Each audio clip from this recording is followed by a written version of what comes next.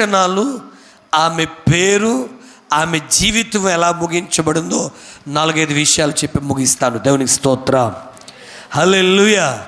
ప్రియ దేవుని బిడ్డలారా, దేవుడు సన్నిధిలో చేసిన ఏ పైననే దేవుడు గుర్తిస్తూ ఉంటాడు. ఒక్క ఉదాహరణ, లూకాసు వార్త 9వ అధ్యాయము, లూకాసు వార్త 9వ అధ్యాయము 48వ వచనం చదవండిరా. ఈ చిన్న బిడ్డను నా పేరట చేర్చుకున్నవాడు నన్ను చేర్చుకుంటాడు, నన్ను చేర్చుకునేవాడు నన్ను పంపిన వానిని చాలు తల్లి, చాలా విషయాలు కూడా ఉన్నాయి, కొన్ని మాటలు తెలియజేస్తా. దేవునికి స్తోత్రం. మోషే చిన్నోడా పెద్దోడా? చిన్నోడు. ఎన్నో నెల అమ్మా? ఎన్నో నెల? 3 నెలల పాటు చూశారు. 4వ నెల వచ్చింది, ఎక్కడ పడేశారు? నైల్ నదులు ఆడేశారు కదా. ఇప్పుడు చిన్నోడు. ఈ చిన్నవాడిని ఎవరైనా చేర్చుకుంటే, ఎవరిని చేర్చుకున్నట్టంట?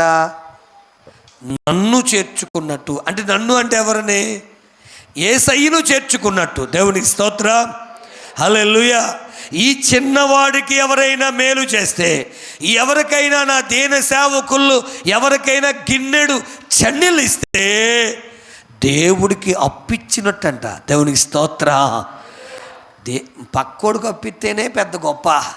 అన్నాడు దేవుడికి అప్పు ఇవ్వడం అంటే చెప్పండి, మన తోటి వారికి ఏదైనా చిన్న మేలు చేస్తే దేవుడికి మనం ఏం చేసినట్టు చెప్పాలి? అప్పిచ్చిన వారు. దేవునికి స్తోత్రం.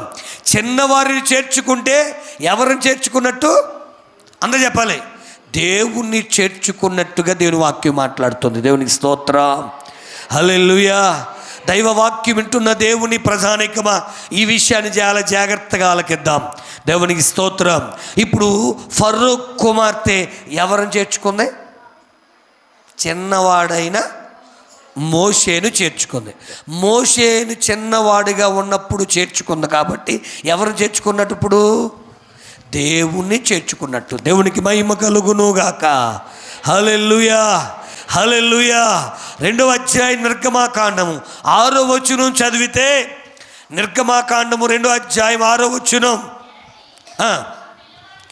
ఆ జమ్ము పెట్టి తెరిచి ఆ పిల్లవాడిని చూసినప్పుడు, ఆ పిల్లవాడు ఏడుస్తూ ఉంటే చూచి ఏం పడిందట?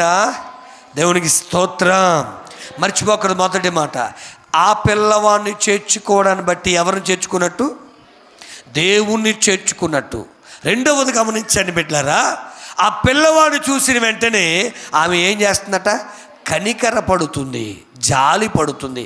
కొండ మీద యేసు ప్రభు ప్రసంగం చెప్పిన ప్రసంగంలో మత్తయి వార్త 5వ అధ్యాయము 6-7 వచనాలు మీరు చదివితే, కనికరపడువారు ధన్యులు, వారు కనికరింపబడెదరు. దేవునికి స్తోత్రం. పిల్లవాడి పట్ల ఏం చూపుతుంది? ఇప్పుడు కనికరాన్ని చూపుతుంది. ఇప్పుడు కొన్ని విషయాలు జాగ్రత్త, 1-2 నిమిషాలు ఎక్స్ట్రా తీసుకోండి ఈరోజు. దేవునికి స్తోత్రం. హల్లెలూయా.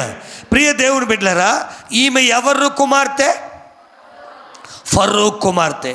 ఫరో ఏమో చెప్పండి, ఇశ్రాయేలు ప్రజలందరినీ చంపడానికి, మగపిల్లవాడు పుడితే పురిట్లోనే పీకి నొక్కేయమని, లేకపోతే ఎదిగితే దాని ఏమంటారు, నైల్ నదిలో పడవేయమని, అదే సైనికుల చేత కత్తి చేత హతము చేయమని ఇన్ని రూల్స్ పెట్టేశాడు.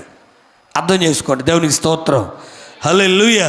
అన్ని రూల్స్ పెడితే ఈ విషయాలు కుమార్తెకు తెలియదా? ఒక జీవో పాస్ అయింది, ముఖ్యమంత్రి గారు ఒక ఆర్డర్ వేశారు, ఇవాళ పొద్దున్నేస్తే సాయంత్రానికల్లా ఏమవుతుంది? రాష్ట్రం అంతటికి తెలిసిపోదు. రాజుగారు వేశారు, రాజుగారి కుమార్తె తెల్దా? తెలుస్తుంది. ఇప్పుడు చెప్పండి, అక్కడ ఉన్న మాట మీరు అర్థం చేసుకుంటే, అటు ఇశ్రాయేలు పిల్లవాడని తెలుసుకుని ఉన్న 6వ వచనంలో. దేవునికి స్తోత్రం. అంటే ఇప్పుడు ఈ పిల్లవాడు ఎవరి కుమారుడిని అర్థం చేసుకుంది? ఇశ్రాయేలు హెబ్రీయుల కుమారుడిని అర్థమైపోయింది. ఈ పిల్లవాడు చావడానికి సరిపోయిన వాడని తెలిసిపోయింది. దేవునికి స్తోత్రం. కానీ పిల్లవాని పట్ల ఏం చూపుతుంది? ఇంకొక మాట చెప్తున్నా, హెబ్రీ దుస్తులు వేరుగా ఉంటాయి, ఐగుప్తీయుల దుస్తులు వేరుగా ఉంటాయి. హెబ్రీ దుస్తులు వేరుగా ఉంటాయి, ఐగుప్తీయుల దుస్తులు వేరుగా ఉంటాయి, హెబ్రీయుల దుస్తులు ఎలాగుంటాయో చెప్పనా, మీకు అర్థం కూడా చెప్తున్నాను. మీరు ఇంతకుముందు రగ్గులు వాడేవారు, నల్ల రొగ్గు మీద ఎర్రగీత ఉండి నల్లగా ఉండేది, ఉన్నితో ఉండేది. అది ముసలోళ్ళు వేసుకునేవారు, ఇలా కప్పేసుకుని వెళ్ళిపోయేవారు. ఇంకా చెప్తే ఆ శీతాకాలంలో పాట వేస్తాకు వచ్చేవారు, వేలం పాటలు, మప్లయర్లు గుర్తుందనా, మప్లయర్లు రగ్గులు వచ్చి మన సెంటర్లోకి వచ్చి పాట వేసేవారు.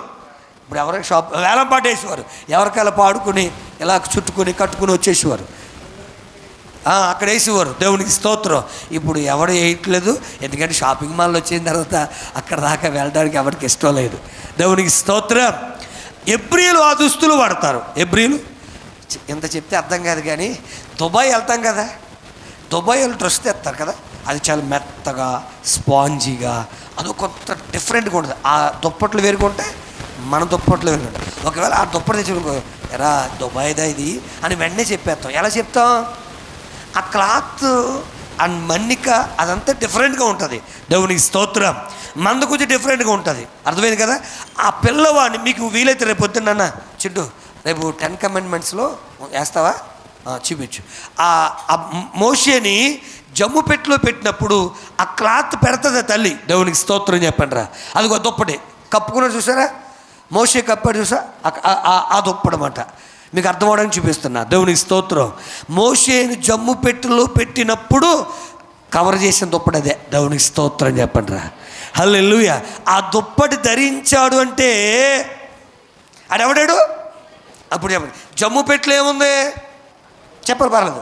ఇప్పుడు ఆ దుప్పటి నువ్వు ఏం చెప్పొచ్చు, అది సంగతే. ఇప్పుడు హెబ్రీయుడు కదా, మా తండ్రి ఏమిచ్చాడు, ఆజ్ఞాపించాడు, వీడు ఏమవ్వాలి, చావాలే అని అట్టుకెళ్ళి, డాడీ ఇది ఎవడో తీసుకొచ్చి అట్టాడు, ఇదిగోని ఇస్తాడు, చంపేద్దాడు. కానీ తండ్రి దగ్గరికి వెళ్ళి మాట్లాడి మోషేని బ్రతకనిచ్చింది. దేవునికి స్తోత్రం చెప్పండి. హల్లెలూయా, హల్లెలూయా. నేను అంటాను, మొదటగా ఆ పసి పిల్లవాడిని చేర్చుకుంది. దేవునికి స్తోత్రం. రెండవదిగా ఆ పసి పిల్లవాని పట్ల కనికరం చూపింది. మూడవదిగా 9వ వచనం దగ్గరికి వచ్చినప్పటికి ఆ తల్లిని పిలిచి, జీతమిస్తాను ఈ పిల్లవాడికి, నువ్వు పాలిచ్చి పెంచు అంటుంది. దేవునికి స్తోత్రం. ఏమంటుంది? వానికి పాలిచ్చి పెంచమని తెలియజేస్తుంది. దేవుడికి స్తోత్రం. అంటే పిల్లవాడి యొక్క ఖర్చు అంతా ఎవరు భరిస్తున్నారు? అప్పుడు మీకు డౌట్ రావాలి, ఆవిడే పాలు ఇచ్చవచ్చు కదంటే, ఆవిడకి అప్పటికి వివాహము కాలేదు కనుక మళ్ళీ గేదె పాలు ఆవు పాలు ఎందుకు, తల్లి పాలు ఇస్తే శ్రేష్టమైనది కనుక ఆ తల్లి పాలు ఇప్పిద్దామని ఆ హెబ్రీల్లో ఒక స్త్రీని తీసుకొచ్చి ఆ ఖర్చు అయ్యే ఖర్చు అంతా ఎవరు భరించారు? దేవునికి స్తోత్రం. ఇప్పుడు 3 విషయాలు మీకు అర్థం అవ్వాలి. 1 చేర్చుకుంది, 2 కనికరం చూపుతుంది, 3 ఖర్చు చేస్తుంది. దేవునికి స్తోత్రం. సింపుల్గా టైం అయిన వరకు ముగిస్తున్నా. ఇప్పుడు మోషే పెద్దవాడు అయిపోయాడు, యువరాజు అయిపోయాడు, సకల శాస్త్రాలు రేపు వస్తాయి అన్నీ కూడా, అప్పుడు ధ్యానం చేద్దాం. ఇప్పుడు దేవుని మాట ఏం చెప్తున్నానంటే బిడ్డలారా, మోషే దేవుని మాట విని ఇశ్రాయేలీయుల పరుపున ఫరోతో మాట్లాడుతున్నాడు. ఎవరితో మాట్లాడుతున్నాడు? ఇప్పుడు అనేక అద్భుతాలు చేస్తున్నాడు. ఎవరికి వ్యతిరేకంగా నిలబడ్డాడో చెప్పరు, పర్లేదు. ఫరోకి వ్యతిరేకంగా, పర్లేదు చెప్పండి, ఫరోకి వ్యతిరేకంగా నిలబడి దేవుని పక్షాన అద్భుత కార్యాలు చేస్తున్నాడు. అవునంటారా కాదంటారా? దేవునికి స్తోత్రం. హల్లెలూయా. నేను అంటాను బిడ్డలారా, ఈ తల్లి అనగా ఈ రాజకుమార్తె, అది ఫరో కుమార్తె, మోషే ప్రవర్తన, మోషే నడవడిక, మోషే మాట తీరు, మోషే యొక్క స్థితిగతులన్నీ అబ్జర్వ్ చేస్తుంది. దేవునికి స్తోత్రం. నేను మళ్ళీ చెప్తున్నానే, మనల గురించి ప్రపంచమంతా అబ్జర్వ్ చేస్తూనే ఉంటారు. హల్లెలూయా. చివరికి వెళ్ళిపోతున్నా, టైం లేదు కాబట్టి. ఇప్పుడు మోషే ప్రజలందరినీ ఐగుప్తు నుంచి ఎక్కడ తీసుకెళ్తున్నాడు చెప్పాలి? ఎక్కడ తీసుకెళ్తున్నాడు? కానానుకు తీసుకువెళ్తున్నాడు. ఎక్కడ తీసుకెళ్తున్నారా? అంతకన్నా ఒక భయంకరమైన ముందు ఒక అద్భుతం జరిగింది. ఏం తెలుసా?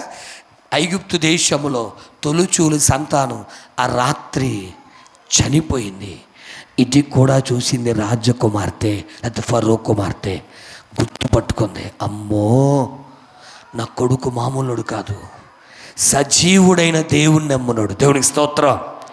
నేను ఇంతవరకు ఇక్కడుండి ఈ దేశములుండి ఏదోనమ్మా వీటి వల్ల అద్భుతం లేదు, కానీ నేను పెంచుకున్నటువంటి మోషే నమ్మిన దేవుడిలో శక్తి ఉంది కాబట్టి నాకు రాజరికం అక్కర్లొద్దు అని చెప్పి ఎంత నిలబడ్డాడు. కాబట్టి నేను మోషే కూడా